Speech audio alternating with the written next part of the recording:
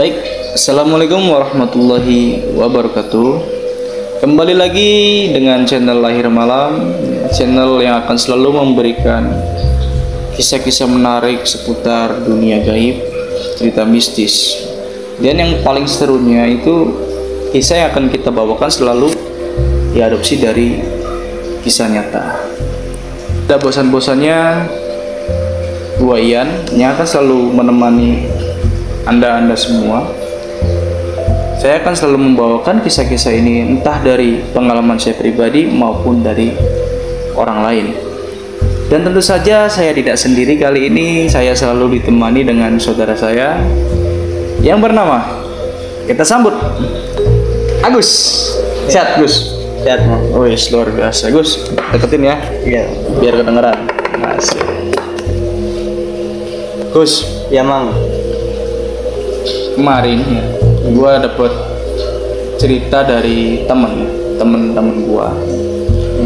Ini cerita bener-bener real, terjadi di kampung dia pada tahun 2002. Udah lama. Udah lama, itu waktu dia masih duduk di bangku SD kelas 2. Untuk tempat tokoh maupun si makhluk ini tidak akan saya sebutkan ya, tidak akan saya sebutkan. Tapi kalau untuk makhluk mungkin bisa ya saya sebutin ya, bisa ya, bisa disebutin. Kalau untuk tempat toko dimanapun itu kejadiannya nggak akan saya sebutin karena ini sensitif ya. Ya. Jadi Gus, Ya. dari cerita tersebut itu ternyata banyak sekali memakan korban. Yang pertama itu tabrakan itu banyak ya korbannya, jatuhnya banyak yang meninggal. Yang kedua tunggal, dan yang ketiga itu anak kelas 3 SD Meninggal. temannya sih, teman gue itu meninggal juga di titik yang sama. Di titik yang itu juga. Titik itu juga sama. Oke penonton, sebelum mendengarkan kisah lengkapnya, jangan lupa like, komen, dan subscribe untuk memberikan dukungan kepada kami supaya kami terus berkembang, ya, semakin semangat gitu loh. Oke, terima kasih yang sudah subscribe, yang sudah komen, yang sudah share ya. Saya doakan untuk kalian semua semoga sehat selalu dan selalu dalam lindungan Allah Subhanahu wa taala. Langsung saja, ini dia kisahnya.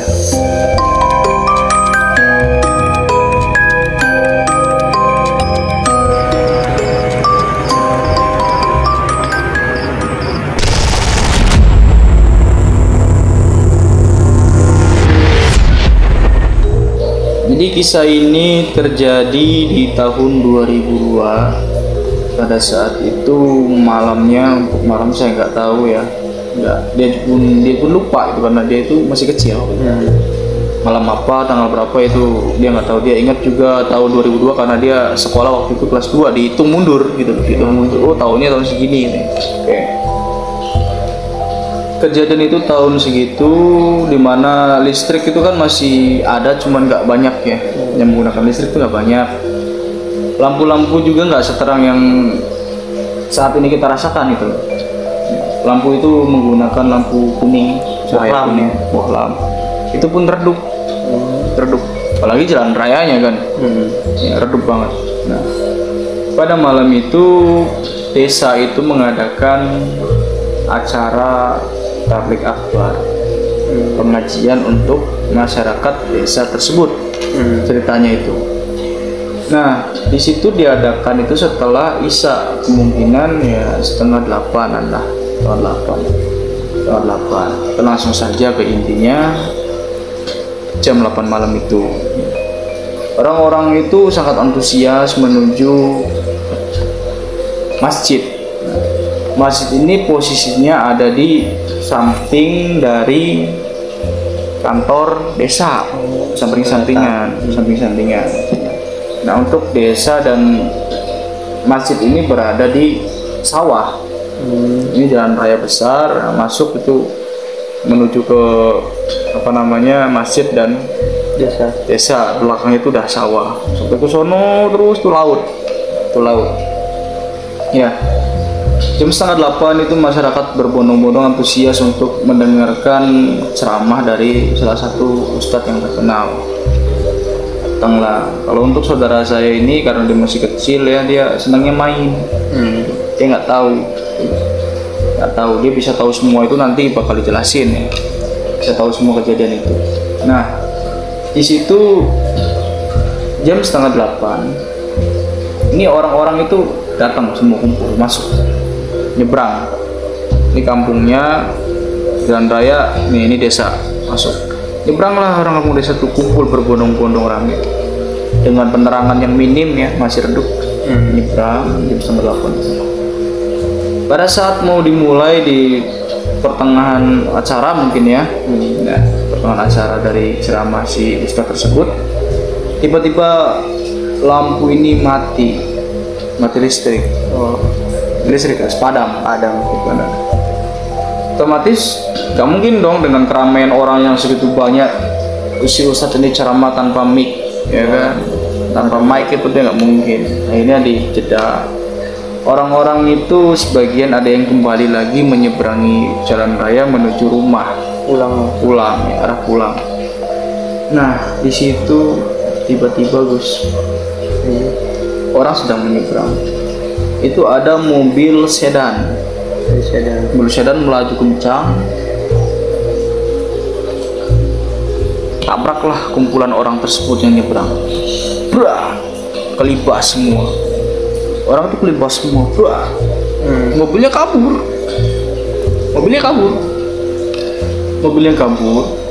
Nah orang ini sebenarnya belum meninggal ya, mohon maaf ya. Orang ini sebenarnya belum meninggal, masih bisa cedera gitu ya, cedera lah mungkin, masih bisa diselamatkan ya. Akan tetapi dari jauh tuh sudah kelihatan ada mobil susulan di belakangnya itu Gus. Itu kalau nggak salah bus.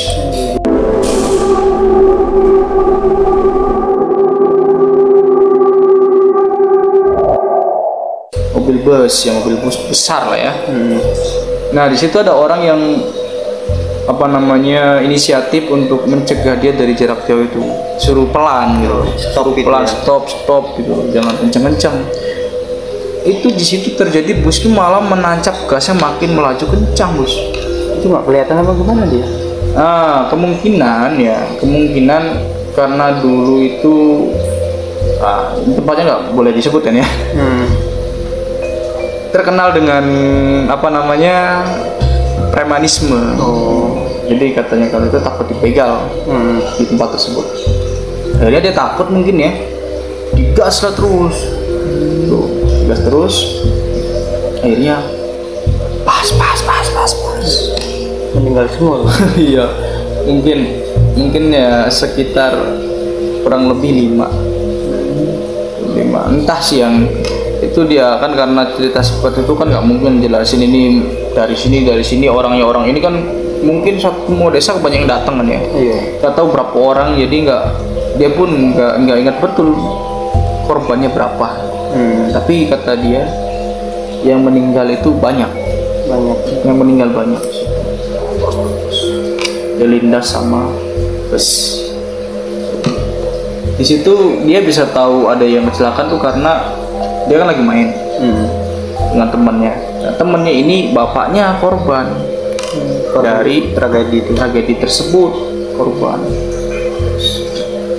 Nah disitulah si teman gue ini tahu kalau ada kecelakaan. Di situ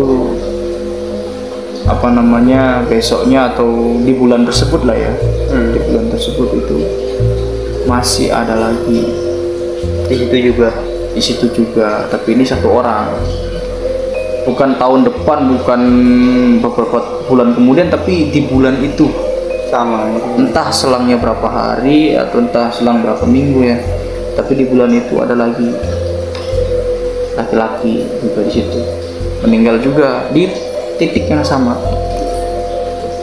Kemudian masih di bulan itu juga temannya pulang sekolah, ya mungkin namanya anak kecil ya, keseret-seret mobil. Dia nyebrang apa gimana itu? Mungkin di titik yang sama juga, titik itu juga. Nah di situ akhirnya turun gunung lah bahasanya. Itu biasa disebut sama orang sana tuh engkong aja lah, kita sebut engkong lah ya. Dateng gitu ya, emang orang situ juga gitu loh. Singkong ini berkomunikasi dengan si makhluk karena dia merasa ini aneh gitu, janggal. Jadi dia komunikasi, ngobrol, kenapa kamu sampai sejauh ini, Kata singkong itu. Dan si makhluk ini, untuk makhluknya gue sebut aja kali ya, itu namanya Nyi Lulut.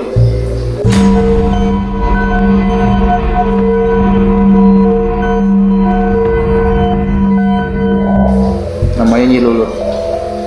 Tanyalah si Nyi Lulut ini sama singkong, kenapa sejauh ini? Kalau kamu, katanya, masih melakukan hal seperti ini, tidak akan saya beri makan kamu. Dalam artian makan itu mungkin sajen ya. Saji ya. Kamu tidak akan saya beri makan. Dan si Nyi Lulut ini ngomong, katanya dia itu merasa geram pada saat ada kejadian tablik akbar itu, pengajian itu. Dia geram, dia marah, dia ngerasa tertantang. Oh bisa itu. Nah, dia tertantang. Ditanya lah sama si Engkong, kamu ini tertantang kenapa? Nah si Nyi Lulut ini bilang, ya sampai ngomongnya Lulut aja tuh.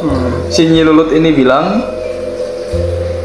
judul dari tablik akbar ini sangat menantang saya karena bertemakan namanya itu berani mati.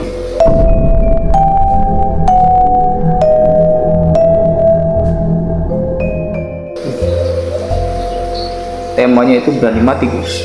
Tablik akbarnya itu berani mati. Nah, karena saya nggak percaya, mungkin ya namanya makhluk halus itu kan bisa mempermainkan ya, menggeserkan benda aja bisa kan, mungkin membuat si sopir itu menjadi ketakutan sampai gas terus itu kan bisa jadi. Nah disitulah ditanya lagi sama si Engkong ini, terus katanya mau sampai kapan kayak gini? Kalau kamu misalnya masih mau melakukan, nanti akan saya pindahkan, nggak akan saya kasih makan. Kamu harusnya mikir kayak di sini tuh saya tuh selalu perhatian kasih makan kamu. Dengarin saya ngomong katanya gitu. Ya udah, hatinya saya mau minta sekian lagi gitu. Apa itu? Minta kepala. Kepala apa itu? Kepala manusia.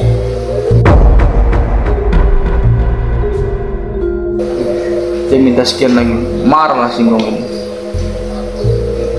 Akhirnya dari marah tuh gua nggak diceritain detail ya marahnya bagaimana, karena ya singkong juga cerita tuh bukan ke banyak orang, ceritanya ke sedikit orang. Dia teman gua juga kan dengarnya dari orang-orang gitu loh. Marah, akhirnya ada apa namanya solusi di situ, ada solusi. Akhirnya si Nyi Lulut ini mau menerima pengganti dari kepala manusia dirubah menjadi kepala kerbau. Gantinya kepala kerbau. Tadinya nggak mau, cuma karena diancam bakal diusir. Kali ini kan nggak tahu singkong ini punya kesaktiannya seberapa besar kan, nggak tahu ya. Cuman dipercaya sama orang sana, tokoh itu tokoh besar di kampung itu, dia bisa menangani tentang hal gaib. Akhirnya sepakat, belilah kerbau itu desa ya, kerbau potong. Kepalanya itu dikubur di tengah lapangan desa, pas di bawah pohon beringin. Di tengah-tengah lapangan ada pohon beringin, kubur di situ si kepalanya, kepala kerbau itu. Nah dari situ alhamdulillah katanya aman dari tragedi itu, udah nggak ada kecelakaan. Tadi kan belum belum sebulan lebih udah ada lagi kan. Minta terus ya terus. Minta terus, dia minta sampai targetnya itu terpenuhi. Cuman udah dia perjanjian sama singkong diganti pakai kepala kerbau itu udah nggak ada. Tuh. Ya. Akhirnya orang-orang kan merasa aman ya. Di situ orang tuh merasa aman. Tetapi kejahilan si Nyi Lulut tadi gue bilang ya. Nyi Lulut ini katanya itu berlanjut sampai mengerjain orang-orang dari luar kampung, bahkan dia udah itu kan di kabupaten, ngerjain orang yang ada di kota. Ngerjain kontaknya gimana itu tuh? Konteksnya tuh dia beli barang gitu loh. Nah, akan saya jelasin tuntas ya. Karena ini kan kisah orang, gue juga harus mengingat-ingat apa yang dia sampaikan tadi. Gue harus mengingat-ingat, harus benar-benar jelas. Tapi ini benar-benar real. Gue bawakan kisah ini sedetail mungkin ya. Si Nyi Lulut ini ngerjain orang itu dari kota ke kabupaten gini caranya. Dia beli waktu itu di kota itu ada satu tempat di kota itu yang jualan, namanya jualan kursi, barang-barang mewah. Oh iya, kursi. Dia pesan kursi di situ, Gus. Pesan ke tokonya. Ke tokonya itu. Pesan datang, dia nyerupain bentuk perempuan dia. Perempuan muda. Dia beli kursi. Pak, katanya nanti antar ke alamat ini ya, katanya. Belakang desa. Rumah saya belakang desa. Di situ ada rumah. Di situ ada atas namanya itu bukan Nyi Lulut tapi Neni. Oh, nyamar menjadi Neni. Kalau nggak salah ya, namanya dia samaran dia itu Neni. Pesan, antar aja ke sini, dibayar cash. Itu duit asli dia. Asli. Cash, kalau nggak asli kan nggak mungkin yang punya toko menerima kan. Iya sih. Akhirnya pulang masih Neni ini, Nyi Lulut ini pulang. Nah, besoknya diantar lah siangnya itu. Jadi pasnya sore kan, siangnya diantar. Ya udah, siang aja nggak apa-apa, perjanjiannya kan. Oke, siangnya diantar nih, singkat cerita. Cari alamat itu, ketemu. Dan memang tempat itu kan terkenal ya, di kota tersebut itu terkenal kampung itu. Nyampe nanya-nanya, oh di situ tuh katanya. Masuk aja katanya ke dalam katanya. Masuklah ke pekarangan desa itu. Assalamualaikum katanya. Nyamperin orang-orang desa. Waalaikumsalam. Punten katanya, Pak, saya mau mencari alamat ini. Disodorin lah tuh alamatnya atas nama siapa ya kan. Dilihat orang desa, bingung orang desa itu. Gimana ada ceritanya? Tanya gitu, Gus. Tuh kayak kasih tahu kan, nggak tahu atau gimana kan? Gimana katanya ceritanya? Kayak gitu tuh.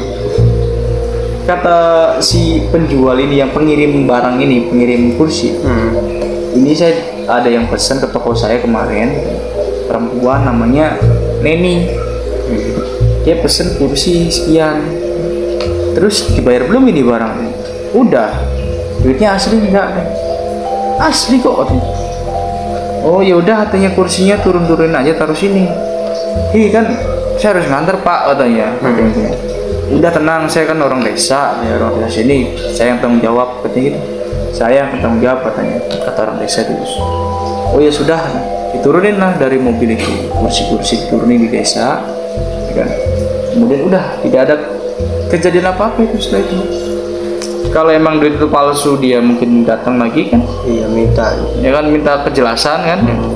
Terus kalau misalnya itu barang ori, itu duit ori, ya nggak tahu gitu loh bagaimana itu kan. Dia dapat duit dari mana kan gua nggak tahu. Iya. Lanjut lagi nih. Ini terjadi jam 4 setelah kejadian kursi itu. Sore itu. Jam 4 pagi. Oh, pagi. Jam 4 pagi. Jam 4 di pasar. Itu perempuan, ada tukang becak kan. Nah, katanya antar yuk ke desa ini.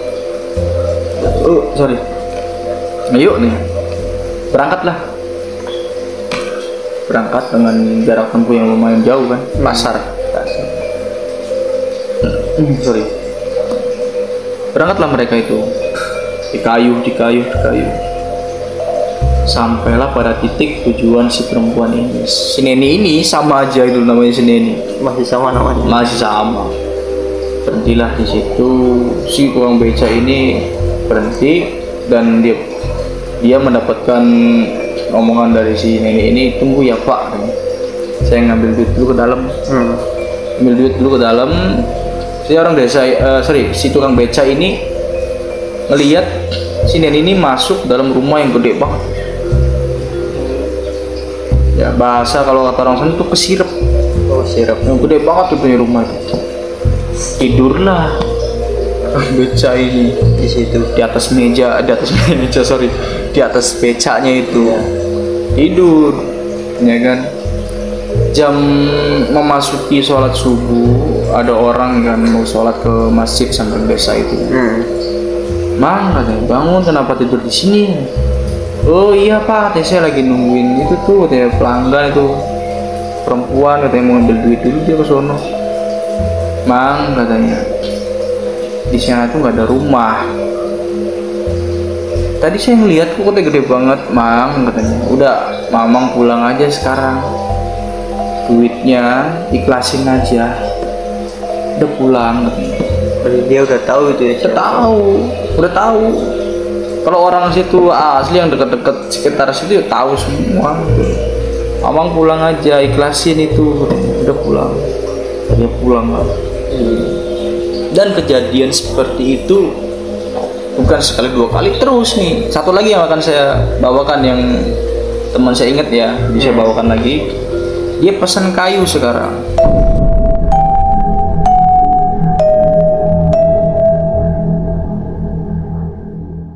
Ceritanya itu pesan kayu. Udah child dia. Pesan kayu. Datang ke tempat toko kayu bangunan rumah tuh yang di atas yang gede-gede tuh. Iya. Betul. Agak disensor nanti, kamu tadi nyebutin nama kota. Iya. Agak disensor. Jadi dia tuh pesan kan, atas namanya sama Neni juga. Neni, pesan kayu diantar di desa ini. Letaknya di belakang kantor desanya. Oh, Gitu loh. sama juga di situ. Sama dengan titik yang sama. Bayarlah cash. Tinggal seperti biasa, seperti dia pesan kursi. Tinggal diantarin lah, singkat cerita itu diantarin kayu itu. Berhenti lagi masuk. Bukan masuk ya awalnya. Dia di gang desa itu, di pinggir jalan. Punten Pak, katanya tukang pengantar ini nanya ke warga yang sedang melintas. Kalau alamat ini gimana ini? Oh, Pak, katanya masuk aja ya, nanya di dalam. Jadi karena mungkin orang itu udah tahu kan, dengan bicara yang seperlunya, dia agak sedikit bingung juga itu orang kampung itu. Cuman ngomong dengan kata-kata, Bapak masuk aja ke dalam, nanya ke sana. Tuh gitu. Akhirnya masuklah mobil itu, membawa pesanan dari sini nih ya, yang berupa kayu-kayu. Masuklah ke dalam. Masuk dalam, turun dari mobil, kembali menuju seperti yang awal tadi, menuju ke kantor desa. Assalamualaikum ya, seperti biasa orang Islam ya. Waalaikumsalam gitu. Itu disambut dengan baik sama orang-orang desa. Ya, kenapa Pak? Dari mana? Saya dari ini. Saya mau mengantarkan kayu pesanan atas nama Neni. Udah bayar belum Pak? Ditanya gitu lagi. Sudah, katanya cash. Asli enggak duitnya? Bingung kan dia sama seperti yang awal tadi, bingung juga gitu. Asli Pak, tanya cash. Oh iya udah, turunin aja kayunya di sini katanya. Kayak gitu. Orang yang mau ngomong takut kan, namanya kan pesanan orang kan. Kata orang desa ngomong duluan, udah Pak tenang, saya tanggung jawab. Gitu. Kembali lagi omongan seperti itu. emang yang pesan ngomong apa aja katanya, ditanya. Dia cuma pesan kayu, katanya nanti bakal ada acara besar. Turun di rumah dia itu, turunin kayu itu, semua taruh ke pindah. Orang-orang desa tuh berpikir, ini maksud dengan acara besar kok apa? Bukan dulu sih, beberapa bulan yang lalu kejadian mengerikan kan. Acara di situ mengerikan. Iya. Ini ada apa? Tapi setelah itu semuanya sunyi, hambar, ditelan oleh waktu tanpa adanya keterangan sama sekali. Maksud dari barang pesanan itu untuk apa, dan sampai temen gue ini besar, umur 20 ke atas, dia main ke daerah situ, bukan ke daerah situ, emang orang situ kan. Main ngeliat, ini loh kayunya, ada, masih ada. Udah, semuanya berjalan sampai saat ini tidak ada terjadi hal apapun, alhamdulillah. Jadi itu masih misteri, tujuan dia pesan kayu, pesan kursi itu untuk apa, itu Nggak ada yang tahu. nggak ada yang tahu. Tujuan dia ngerjain tukang beca itu nggak ada yang tahu. Ya cukup sampai situ sih Gus ceritanya. Oke penonton, segitulah cerita dari teman saya yang diadopsi di tahun 2002, dimana dia tuh masih kecil, dia mendengar banyak sekali cerita di kampung dia itu, huru haranya seperti itu Gus. Emang kampung dia itu ya luar biasa gitu, hal mistisnya luar biasa. Itu semuanya cerita, insya Allah diadopsi dari kisah nyata, tidak ada yang namanya si makhluknya dilebih-lebihkan, kelakuannya ditambahin. Pesen kayu itu asli real semua, itu real. Ada namanya kayunya di desanya itu ada, masih ada. Kalau untuk kursi nggak tahu ya. Kalau kayu yang dipesan tuh ada, namanya kayu yang dijual tuh kan otomatis bekas rendamannya kuat gitu loh, awet. Apalagi ditutup gitu, ada kayunya. Oke, terima kasih untuk kalian yang sudah menonton. Semoga terhibur dari cerita kami ya. Mohon maaf jika ada kesalahan dalam bertutur kata. Semuanya kalau ada yang lebih dari kami, bukan dari kami yang sebenarnya, tapi dari Allah Subhanahu wa Ta'ala. Kalau untuk kesalahan mungkin ya itu semuanya murni dari kita, karena manusia tempatnya salah ya. Saya bukan ahli bicara, tapi ya semoga kalian menyukai dengan tutur kata yang saya sampaikan. Terima kasih. Assalamualaikum warahmatullahi wabarakatuh. Akhir malam akan menjelang pagi.